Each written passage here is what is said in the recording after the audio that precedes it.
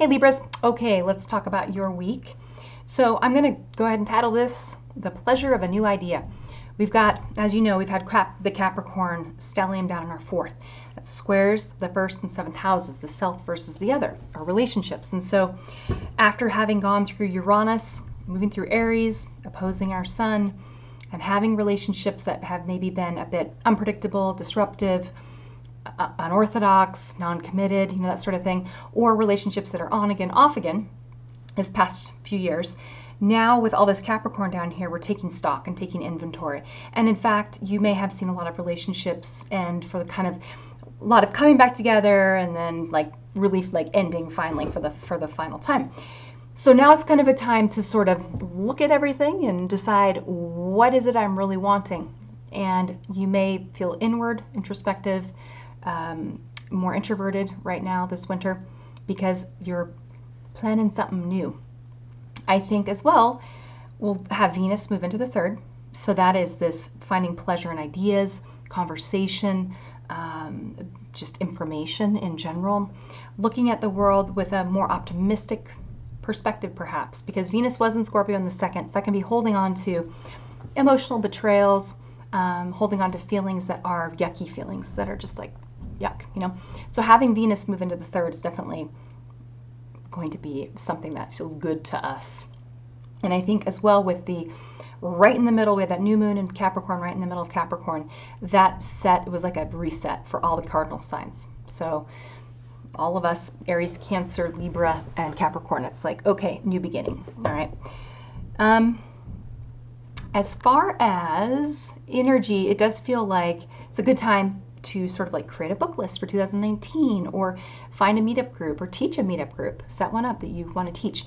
The desire with Venus and Sagittarius is the love of and the pleasure that we find through truth, or the search for truth at least. It's a philosophical placement, okay? And Libras tend to be people who want to understand others. They like to understand other human beings, and so it could be a good time to take a class on relationships.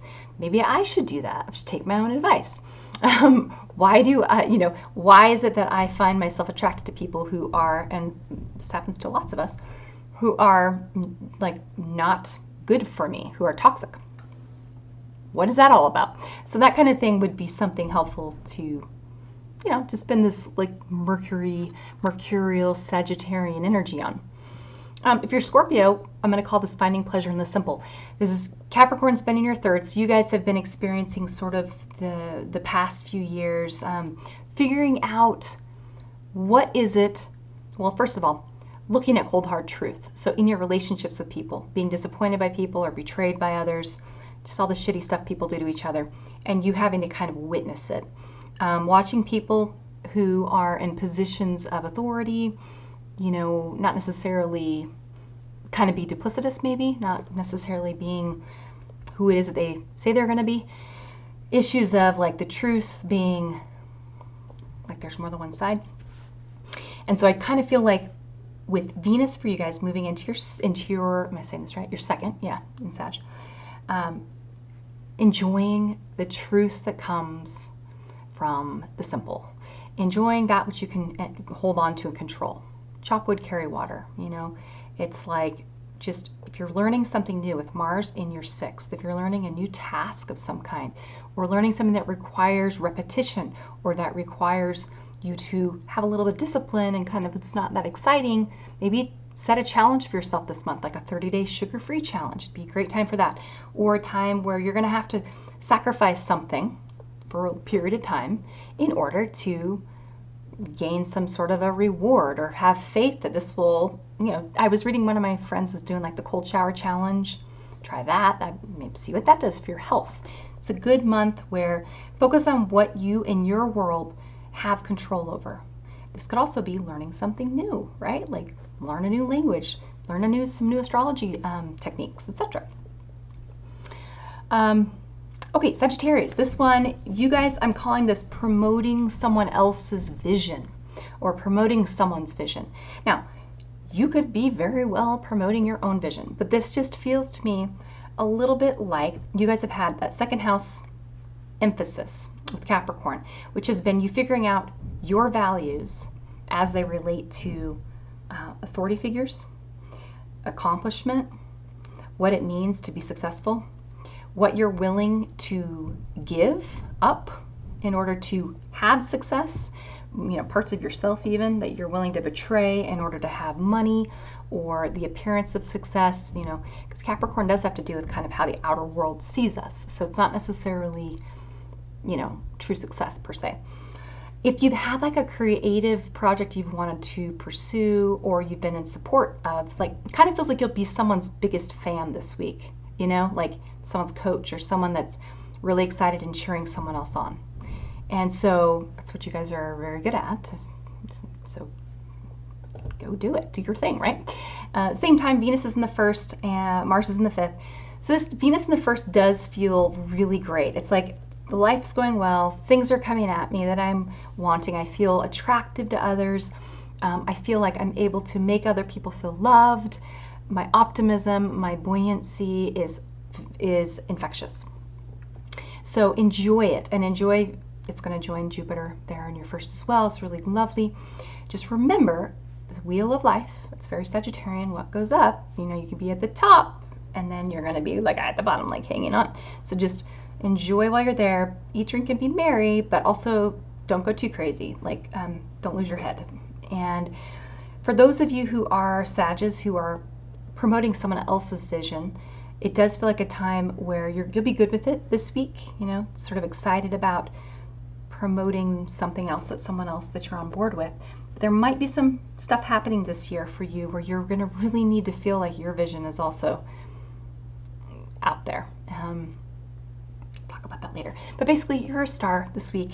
So, or you may be feeling like you're connected to someone who you see as a star. So it's a shiny, happy time. With Mars in the fifth, Venus in the first, it's also like sexually potent. You have a nice, if you've got anything in Leo, then you've got a nice trine, a fire trine, very passionate, libidinous energy. If it's not sexual energy, libidinous energy can be sublimated into any creative process, right?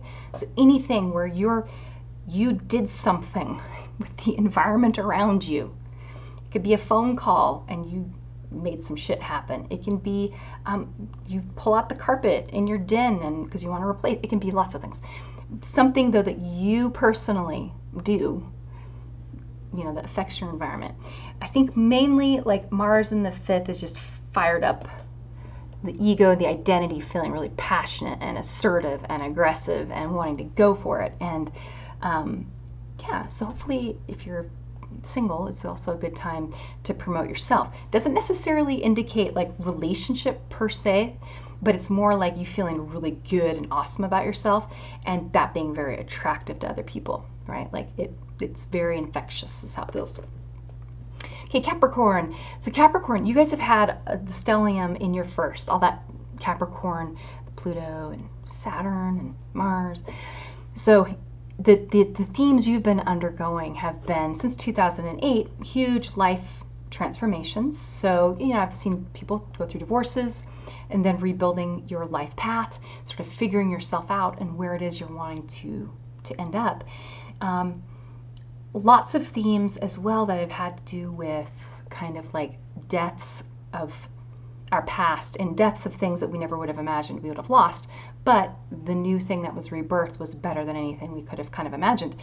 But then it also feels like the Capricorns this last year or so have been kind of quiet. I don't know if that's the case for you, but just the friends that I have that are Capricorn, it just feels like they have been, with Saturn in the first, either working really hard on something or under some sort of a burden of some kind, or taking some time off maybe they might just be tired too. That sense of, I'm kind of a little bit feeling maybe a little bit burnt out, maybe feeling a little bit like with Saturn in the 12th, that's a tricky time because there can be a loss of, especially for Capricorn, there may have been a loss of a sense of ambition, a loss of a sense of structure. If you have a business, there could have been issues with sort of its structure, and it kind of, if you had someone who was in charge of things, if just there can be the loss of authority figures or the loss of control, basically, when Saturn's kind of in the 12th. And so it's just time for old projects to die and new ones to be born. So as far as the transiting planets, we'll have Venus move into the 12th. All right, so Venus in the 12th in Sagittarius, you're going to be wondering sort of like with your relationships, you might be feeling a sense, are you there for me? You may, if in your relationships, if you have a partner where you've projected a lot onto this partner and sort of put them on a pedestal and you see them as kind of perfect, it could be a time where that's tested. It could also be a time just where you personally are like, your partner might be busy. Your partner may be busy working on other things, may have to go on a trip for something, for work, or just maybe taking some time where they're creating like their own space, they need their own area, you know, it just feels like your partner might need to withdraw a little bit. So you may just be kind of wondering, are you there for me? Are you there when I need you? And also talking about the moon moving through kind of the second, third, fourth houses, which are very personal. So remember, a lot of your perspective on things this week will be from a very personal perspective and not necessarily the whole entire truth. Just remember that. And with Mars moving into the Mars down the fourth, the tendency is like, it's like a boiling pot with the lid shaking, you know, and like it could like overflow at any time. So just make sure that, I mean, I'm not really here to give advice, you know what to do. Do your best to count backwards from 10 and let your partner have space, and yeah, and make sure you're keeping yourself busy with your own projects. Aquarius. Okay, so Aquarius, we've got, I wrote or gave the title Creative Downloads. Capricorn's been in your 12th, so that stellium is up in the 12th, which can lead to feeling like the structures in life that are supposed to be there to help us know which, it's like road signs and laws and the fact that the roads are maintained. That's all kind of Capricorn. It feels like that's maybe been missing for a lot of you guys.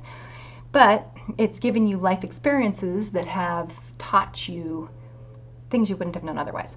So I feel like now this week's a great time with Venus will be in your 11th. And pull up your little chart here actually, just so I can eyeball it. It just helps me. And Venus in your 11th, and then you'll have Mars. Mars has been in your 3rd. Mars in your 3rd, you probably felt like you want to communicate or you want to create in some way. You have something to say. You have something that needs to be put down on paper or needs to be written or recorded or what have you. With Venus moving into the 11th, you may really feel like, okay, I'm going to do this now. And I need to maintain a sense of my autonomy, my space. You definitely need a space right now. Sort of a feeling like your life is something that you have some control over so that you can build towards the future. You may also really enjoy, if you like to meditate, and if you're a channeler, let's say, or if you are good at receiving divine inspiration, this is definitely a time where you're going to really be enjoying that truth and sort of uncovering truth and playing around in the realm of existential truths and spiritual truths. If you like astrology or tarot, is a great time to study any of those sort of subjects, okay? Anything that has to do as well with understanding people you don't know that are strangers to you. Sort of figuring out what is it that people, like if you have an online business, it's a great time to do analytics and research, figuring out what it is people really need and what they're craving and wanting, the meaning that they're looking for. So, and then Mars for you guys in the 3rd, that combination just feels like it's going to be a creative time mentally for you guys. So, and then finally we have our Pisces. So with our Pisces, we'll have, you know, you guys have had Capricorn up in the 11th. I think that's an area, maybe disillusionments maybe happen for you guys a little bit. People and institutions that are supposed to sort of create security in our world disappearing or being disrupted, or it feels like I have a lot of Pisces clients. It's probably one of my most common sun signs, I'd say. But when there's a lack, Pisces already tend to have a personality type that's more, they go with the flow. They're amenable to what other people, if they're with someone who's stronger, they tend to be okay with like, oh, if that's what you want to do, that's fine, whatever. You know, they're more easygoing. And it feels like especially with all of these planets in the 11th, that hasn't been super helpful because it's probably kind of felt a bit like the society in the outer world wasn't giving a lot of clues as to the path that the Pisces should take. So, especially my Pisces who are in college, they're the millennials that are like hit the most. Anyone was born while Saturn, Pluto, Saturn and Uranus were in Pisces. Like you guys are the ones that are having to sort of figure things out, and it's been a struggle finding meaning, but also being able to make money in that area. So besides that, you'll have Venus moves into the 10th, and it's in Sadge, and Mars is down in your second. So first of all, Mars in the second can be a time where we might feel a little bit more in control of our environment, or at least we have a desire, we want to organize things, or we want to be in our space. We might feel a little lazy though. We might feel like wanting to start something new, but I'll start that in just a second, because the second house has this quality of being slower to get going. If you've had anything that has to do with maybe starting something new, like a new bank account or setting up some new apps on your phone, like Acorn, so you can save money, anything that's sort of a new adventure for you that ties into your ability to control the world around you, going and buying a new calendar or things that are helping you to organize yourself for the new year. It's a great time for that. I feel like Venus in the 10th is friendships at work, possibly. It could be something as well where you receive accolades, or maybe you get a chance to teach at work, or you have an opportunity to work with someone or to run a workshop with someone you really like. It just feels like pleasure in the area of your reputation or your career, what other people think of you. Especially as an astrologer, you might have if you're an astrologer, you might have a chance to write some special article that gets written up in an important magazine. Or if you're let's say you're a doctor, then it could be a time where you have a piece written about you that's ties into your family background, and maybe you were someone who was from a foreign country and came here to get your education, or I don't know, it just feels like a time where you may be given some sort of recognition for either the good work you've done, or maybe the wisdom that you have, or you just might be really enjoying building something that feels to you like your future, like your career. So if you're doing anything that's to do with a job change, it could be a time where you feel optimistic and excited and hopeful for the future. Okay, we're going to stop here. This is the Dirty Dozen. Hope this is helpful, and hope you guys have an awesome week. Talk to you later. All right, bye-bye.